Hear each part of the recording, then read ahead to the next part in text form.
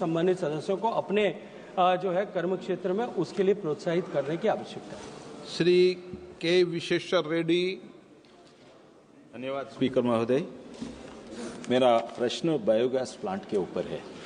सब बायोगैस के कई फीडबैक होते हैं, गोबर होते हैं, agriculture waste, industrial waste, food waste होते हैं, लेकिन गोबर से 1 केजी गोबर से सिर्फ 20 लीटर बायोगैस उत्पत्ति होता।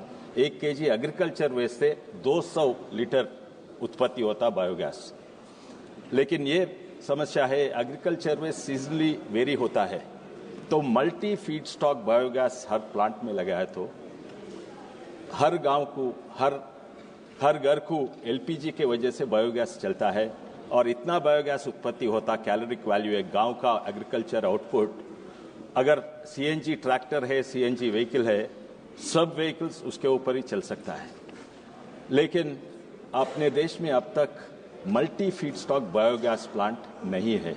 उसके ऊपर कोई अगर है तो हर गांव में है तो 1 लाख करोड़ बचता है एलपीजी का पूरा देश में, 7 लाख गांव में।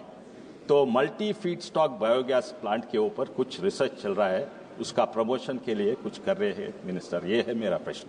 Thank you sir. माननीय अध्यक्ष महोदय,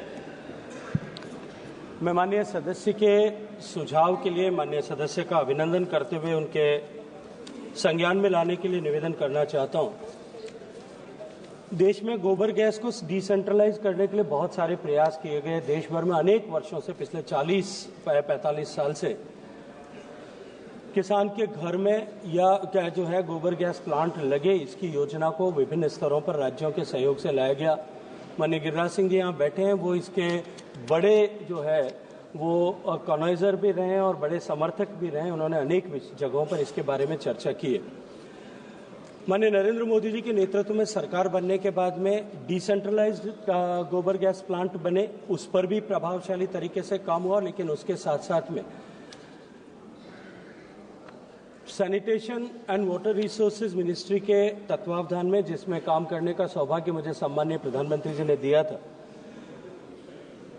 वेल्थ आउट ऑफ वेस्ट, इस परिकल्पना को ध्यान में रखते हुए गोबर्धन परियोजना को प्रारंभ किया गया था, जिसके तहत मल्टी फीड स्टॉक और गोबर इन दोनों को लेकर के इस तरह के ऑर्गेनाइज्ड गैस प्लांट जो है गोबर गैस प्लांट बनाए गए और 500 ऐसे गोबर गैस प्लांट बनाने को लेकर के और एक योजना पर काम हुआ है, जिसमें गोबर गैस प्लांट स्थापित किए जा रहे हैं और उनको स्थापित करने के को इंसेंटिवाइज करने के लिए जो गैस उससे बनती है वो गोबर गैस प्लांट वायबल हो, उसके लिए भारत सरकार के जो है जल शक्ति मंत्रालय ने पेट्रोलियम मिनिस्ट्री के साथ में एक अनुबंध करके उत्पादित सारी गैस को पेट्रोलियम कंपनीज एक फिक्स रेट पर खरीदें और वो रेट भी जो है क्रूड ऑयल की प्राइस के साथ में इंटीग्रेट किया गया है, ताकि वो रेट किसान को क्रूड ऑयल के रेट बढ़ने के साथ साथ में उस किसान को जो है डायनामिक रेट उसकी मिलती रहे।